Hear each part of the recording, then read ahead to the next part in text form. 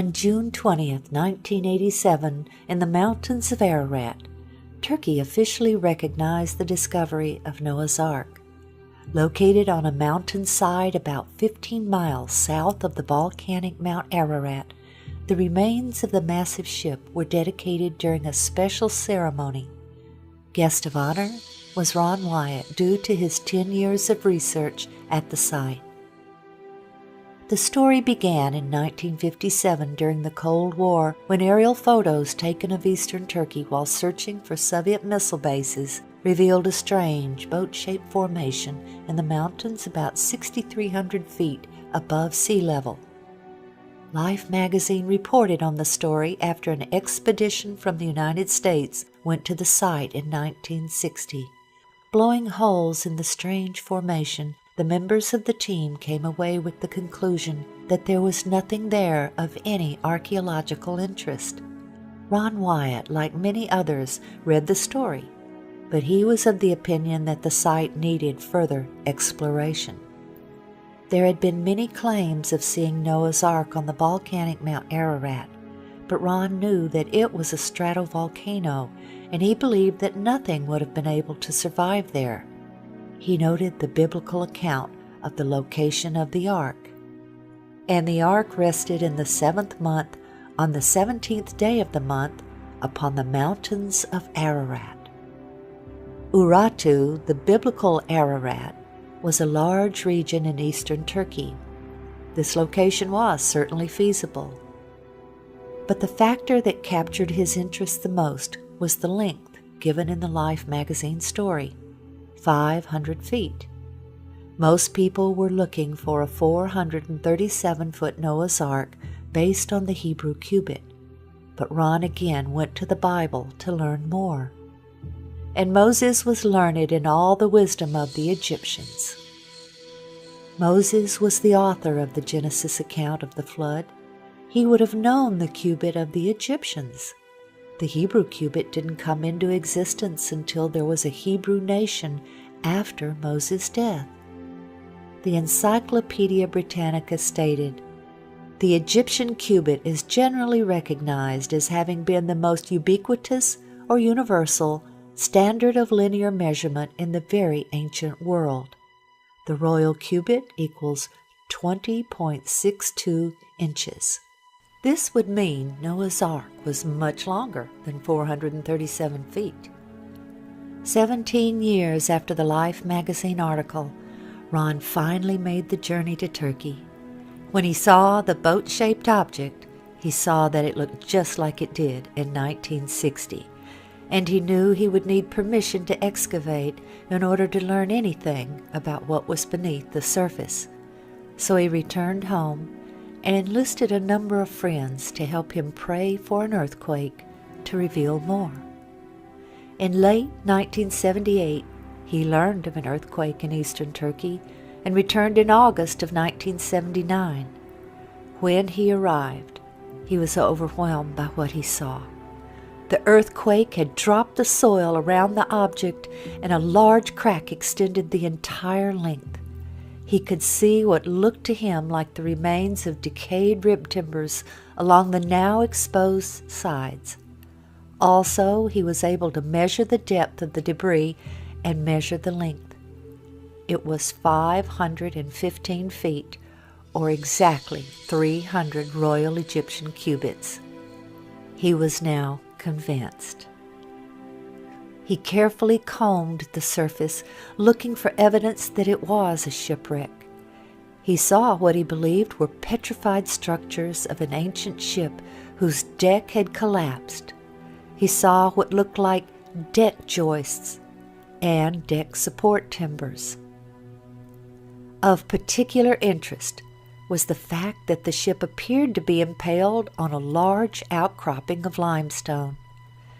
He concluded that this indicated that the ship had slid into the rock from another location. Before he made his first trip to Turkey, he had done an experiment in a nearby lake, building mountain configurations out of rocks and floating a boat model by them to see the reaction of the boat. He noted that a crescent shape caused the water to pull the boat into the crescent where the boat remained and gently floated. The present location did not fit with the results of that experiment, so Ron decided to examine the area above the boat shape. The site was in a moving mud flow, so he followed the mud flow up the mountainside. About 1.5 miles up, he found a crescent shape of mountains. He saw that the mud flow began up here. When he arrived near the top of the ridge, he found an ancient stele, like an ancient billboard, which depicted the boat shape, the familiar mountain ridge, several birds, and 8 faces within the boat shape. Clearly, this was a reference to the ship of Noah and its 8 survivors. He noticed a taller mountain peak on the stele that was no longer visible from that location. He concluded that it was a small volcano that had erupted long after Noah's Ark had landed, and that it had carried the ship down the mountainside about 1 mile, where it was impaled on the limestone outcropping, then covered in lava. The lava then encased the ship like a time capsule. The volcano then collapsed after expending its lava and was no longer visible. He then theorized that as the lava began to decay, water seeped in and allowed the remains to be petrified or fossilized by the process called mineral replacement. Molecule by molecule would be washed away from the remains and replaced by molecules from the objects and substances above it. As he examined the area within the crescent shape, he found a large section, 120 by 40 feet, approximately, of what appeared to be fossilized wood in the ground. He believed this to be the bottom of the ship, the original landing site. His conclusion was that when the floodwaters subsided, the ark sank into the muddy earth. This held the ship upright. Then God sent the wind to dry the face of the earth. The portion of the ship that sank into the mud was now firmly embedded in the ground. Many years later, when the lava carried the ship down the mountain, the main body of the ship was ripped loose. Only this section remained in their original location. Around this area that Ron believed to be embedded petrified wood, he found specimens of rock which looked very unique to him. He took several samples, along with several specimens from the boat shape below. Back home, he sent them for analysis. The results showed organic carbon, which indicated that the samples were consistent with decayed and fossilized wood. They also contained metals such as iron and aluminum. The analysis of the strange-looking rock Ron had found about 1.5 miles above the site by the bottom of the ship was clearly the most exciting. His initial analysis had shown it to be metals and not rock. In 1984, Ron met and became friends with Colonel Jim Irwin, the former astronaut. Colonel Irwin was searching for Noah's Ark on Mount Ararat, but he was very gracious and was interested in seeing the boat-shaped site. Ron had brought a metal detector to the site to see if there was a pattern of metal readings. In the presence of Colonel Irwin and others on his team, Ron employed the detectors. He found distinct metal lines down the entire length of the object, while no metal readings were obtained just outside of it. Ron asked Colonel Irwin, who had impressive scientific community connections, if he could have the strange specimen tested. Colonel Irwin sent the specimen to Los Alamos National Labs, where geophysicist John Baumgartner performed the analysis. The results of that analysis captured Dr. Baumgartner's interest. The specimen contained manganese, also titanium and aluminum, among others, and these were not in the form found in nature. Due to the sophistication of the metals, he questioned whether a missile had crashed on the mountainside and Ron had found the remains.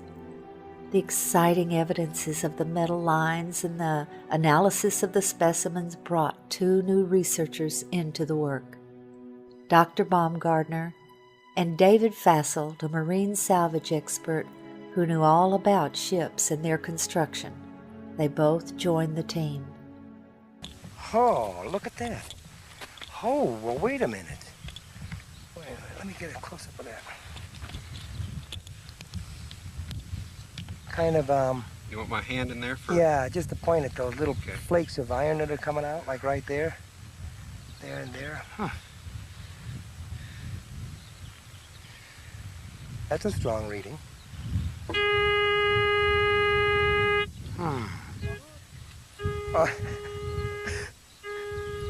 Keep walking.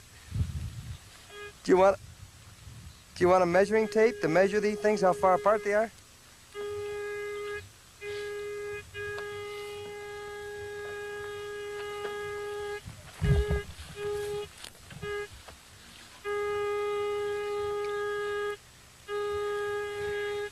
John, as a scientist,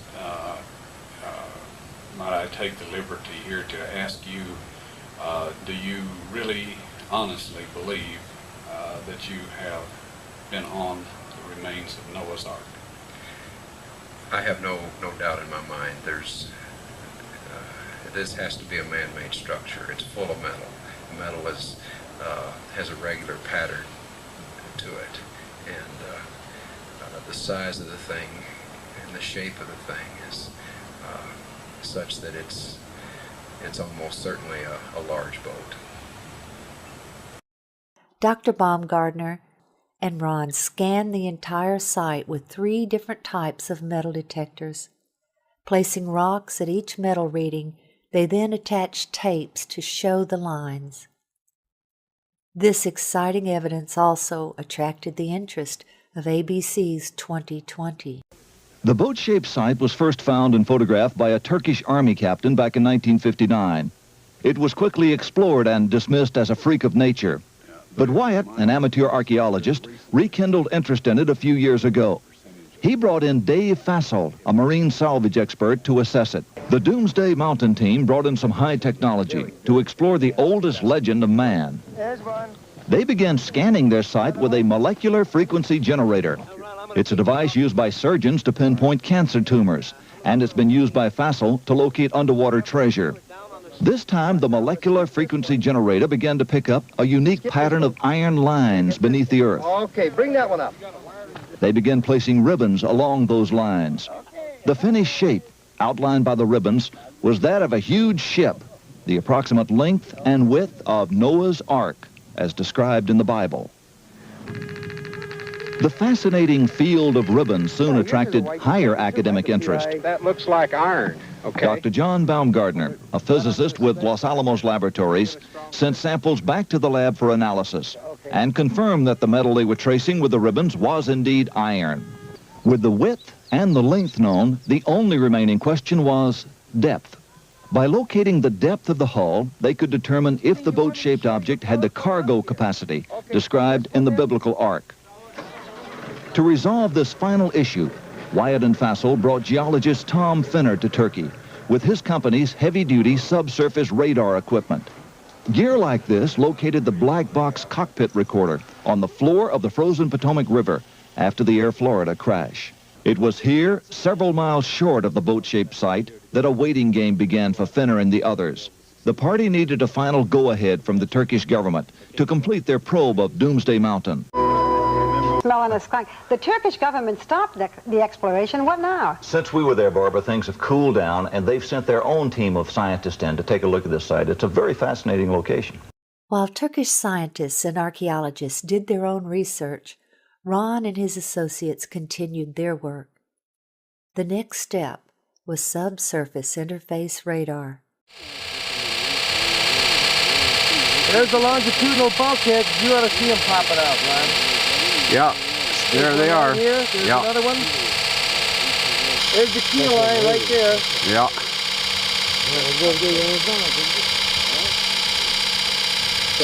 Oh, Ron, the lines are there! The lines are there! Okay, we're gonna walk over, Yeah. take a look. Leave it running so everybody knows that we're not cheating here, right? You got it, Toby. Okay. Now, this is the west bulkhead. Okay, can you look through there and... All right, This is the west bulkhead. all right. That was over there. And he walked easterly. Here we start getting the longitudinal bulkheads. Here, here, here, here, here, here, here, here. Okay. You see there how it shows up? Right. The initial scans were very impressive, showing internal structure consistent with bulkheads and rooms. But to be sure they were interpreting the data correctly, Ron took the scan printouts to Geophysical Survey Systems, the developer and manufacturer of the radar. This data does not represent natural geology. It's a man-made structure. These reflections are occurring very periodic, too periodic to be random natural type interface. There was no longer any doubt that this was the remains of something man-made.